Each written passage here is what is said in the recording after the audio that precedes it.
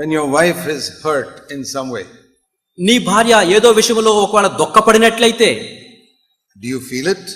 ఆ దుఃఖం నువ్వు కూడా అనిపిస్తున్నావా? Do you just look at it? నువ్వు లేకపోతే అట్లా చూస్తున్నావా?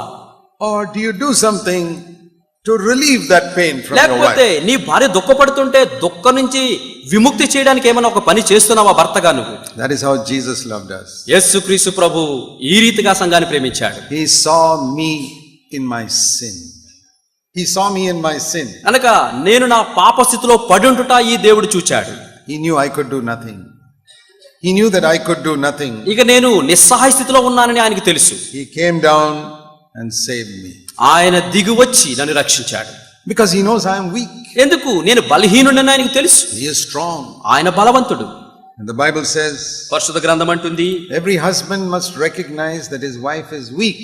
ప్రతి భర్త కూడా గుర్తించాల్సింది ఏంటంటే తమ భార్యలు బలహీన ఘటాలని. And must help her. బలహీన ఘటము కాబట్టి ఆమెకి సహాయపడాలి. See 1 Peter chapter 3. పేతురు రాసిన మొదటి పత్రిక 3వ అధ్యాయం చూడండి. This is a very important verse for husbands. మనకి భర్తలకు చాలా ప్రాముఖ్యమైన మాట అండి. మొదటి పేతురు 3వ అధ్యాయం. You husbands live with your wives in an understanding way as with a weaker vessel. Verse 7. 1 Peter 3:7. మొదటి పేతురు 3వ అధ్యాయం 7వ వచనం. అటువలనే పురుషులారా జీవమను కృపావరములో మీ భార్యలు మీతో పాల్గొన్నారని ఎరిగి ఎక్కువ బలహీనమైన ఘటమని భార్యను సన్మానించుడి. And give her honor as a fellow heir of the grace of life. మరి జీవమను కృపావరములో మీ భార్యలు మీతో పాలువారై ఉన్నారని చెప్పి వారిని గనపరచండి. So all of you husbands, I want to ask you a question. భర్తలారా మీకు అందరికి ఒక ప్రశ్న వేస్తున్నాను. Is that verse written in your Bible? కనుక నేను చదివిన ఈ యొక్క వచనము నా బైబిల్లోనే కాకుండా మీ బైబిల్లో కూడా ఉందా? Have you read it? మీరు చదివారా? Is it in your Bible? మీ బైబిల్లో ఉందా ఈ వచనము? Yes. అవునండి. Have you read it? చదివారా మీరు? Yes. అవును. Have you read it more than once? ఒకసారి కంటే ఎక్కువ సారి చదివారా? Yes. అవునండి. Now the difficult question. ఇప్పుడు కష్టమైన ప్రశ్న. Have you obeyed it? ఆ వచనాన్ని చదివావు, ఆ మాటకు లోబడుచున్నావా నువ్వు? Have you lived with your wife in an understanding way? భార్యను ఎంతో గ్రహించుకుని అర్థం చేసుకుని బలహీనరాలని తెలిసి ఆమెను ప్రేమిస్తున్నావా? What do you have to understand? ఇప్పుడు నువ్వేం గ్రహించాలి?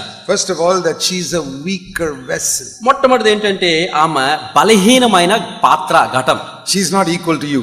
ఆమె నీతో సరి సమానాలు కాకపోవచ్చు. Supposing you and your wife are traveling. ఉదాహరణకు నువ్వు నీ భార్య కలిసి ప్రయాణం చేస్తున్నారు. There are 2 suitcases. 2 సూట్ కేసులు ఉన్నాయి. One 30 kilos, one 10 kilos. ఒకటేమో 30 కేజీలు, ఇంకోటేమో 10 కేజీలు. Which one will you husbands lift? భర్తలారా మీరు 30 కేజీలదా 10 కేజీలదా ఏ సూట్ కేసు తీసుకుంటారు? 30 kg? 30 కేజీలదా? I hope so. నేను అనుకుంటున్నాను మీరు అట్లాగే 30 కేజీలు She is a మోస్తారు. weaker vessel. ఎందుకంటే భార్య బలహీనమరాలు. But I've seen sometimes among the poor people in the villages. అయితే కొన్ని గ్రామాల్లో మరి కొంతమంది పేదల మధ్య నేను చూసింది ఏంటంటే the poor woman will be carrying the big thing on her head. పాపం ఆ యొక్క భార్య తన తల మీద ఎంతో గొప్ప బరువు గంపన మోస్తుంటుంది. And the man will walk like a maharaja. భర్తగేమో దర్జాగా మహారాజులాగా నడుచుకుంటూ పక్కన వెళుతుంటాడు. That is because they are not Christians. కారణం ఏంటి? వాళ్ళు క్రీస్తును ఎరిగిన వారు కాదు. They haven't read the Bible. వారు బైబిల్ చదివిన వారు car. But you must not be like Bible ఎరిగిన నీవు అట్లా ప్రవర్తించకూడదు. You recognize she's a weaker vessel. భర్తలారా మీ భార్యలు బలహీనమైన పాత్రలను గుర్తించాలి. Not only for carrying suitcases. ఏదో సూట్ కేసులు బరువులు మోసేటప్పుడే కాదు. Many things. అనేక విషయాలు. Some small thing happens in the house, she begins to cry. కొన్ని సంఘటనలు, చిన్న సంఘటన జరిగితే ఇంట్లో భార్య ముందు ఏడ్చేస్తుంటుంది. And you say, hey, why are you crying? వెంటనే భర్తగా గర్జించి ఎందుకు ఏడుస్తున్నావని చెప్పంట. See me, I'm not crying. ఇదిగో చూడు నేను ఎలా ఉన్నాను ధైర్యంగా, నేను ఏడటం లేదు కదా. That's not because you are spiritual. ఏదో నువ్వు ఆత్మీయుడు అని చెప్పి కాదండి ఇది. It's because you are a man. ఎందుకు? నువ్వు పురుషుడిగా సృజించబడ్డావు. If you were a woman, you would also be crying. నువ్వు ఒకవేళ స్త్రీగా పుట్టుంటే ఓ భర్త నువ్వు కూడా ఆమె కంటే ఎక్కువ ఏడ్చుండేదాన్ని. And the next thing it says is you must understand that she is equal with you in the sitting on the throne as a joint heir of the grace of life. రెండవదిగా నువ్వు గుర్తించాల్సింది ఏంటంటే జీవమను కృపావరములో నీతో పాటు ఆమె సమానురాలుగా కూర్చుండ పెట్టబడిందని చెప్పి గుర్తించాలి. In India we have this bad habit that we don't allow the wife to sit with us when we are eating the food. భారతదేశంలో ఉన్నటువంటి ఒక చెడ్డ అలవాటు ఏంటంటే భోజనం చేస్తున్నప్పుడు భర్త పక్కన భార్యను కూర్చొనివ్వకుండా వీళ్ళే తింటుంటారు. Is that a sin for the wife to sit with you when you are eating food? నీవు భర్త భోజనం చేస్తున్నప్పుడు నీ భార్య వచ్చి పక్కన కూర్చొని ఆ భోజనం చేస్తుంటే అదొక పాపంగా ఎంచుతావా? Or you have to always eat alone like a maharaja and then she like a servant eats later on? లేకపోతే నేను భర్తను కదా, నేను ఎల్లప్పుడు మహారాజులాగా భోజనం చేయాలి, నా భార్య దాసురాలాగా సేవకురాలా ఆమె ఒక్కతే భోజనం చేయాలి అనుకుంటున్నావా? It's all right when we have visitors, then she may want to serve them and stand. That is different. సరే, మన ఇంటికి ఎవరైనా అతిథులు వచ్చినప్పుడు ఆమె వడ్డించాలి అంత చేయాలి కాబట్టి ఆమె తర్వాత భోజనం చేయొచ్చు, అది వేరే విషయం. Because there's so much food to be served for visitors. వచ్చిన అతిథులకి చాలా ఆహారం వడ్డించాలి కాబట్టి ఆమె సేవ చేస్తున్నారు. I'm talking about when you're alone at home. అయితే మీరు ఒంటరిగా భార్యతో ఉన్నప్పుడు మీ గురించి మాట ఏంటి? Do you sit with your wife and eat and talk and fellowship together? నీ భార్యతో కలిసి భోజన బల్ల దగ్గర కూర్చొని సంభాషిస్తూ మాట్లాడుకుంటూ కలిసి భోజనం చేస్తున్నారు. Jesus would always sit with his disciples. యేసుక్రీస్తు ప్రభువారు ఎల్లప్పుడూ తన శిష్యులతో కూర్చున్నారు, and eat with them. వారితో కలిసి రొట్టె విరుస్తూ భోజనం చేస్తూ మాట్లాడారు. That is how the bridal relationship is. ఆ రీతిగానే ఈ సంఘ వధువు కూడా మరి క్రీస్తుతోటి ఉండాలి. It says we are to be kings and queens. మనము ఏమని రాయబడిందంటే మనము రాజులుగా మరి రాణులుగా ఉండబోతున్నాం. I want to ask you husbands a question. భర్తలారా మీకు ఒక ప్రశ్న వేస్తున్నాను.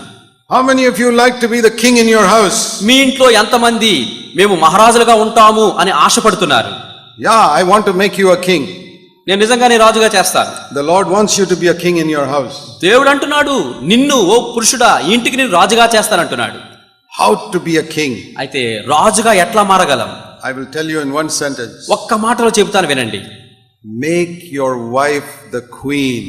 నీ భార్యను రాణిగా చెయ్యి. You will automatically be the king. ఉన్నపాటు నువ్వు రాజుగా మారిపోతావు. You understood now how to become the king? ఇప్పుడు చూడండి రాజుగా అవ్వాలంటే ఎంత తేలికైపోయింది కదా.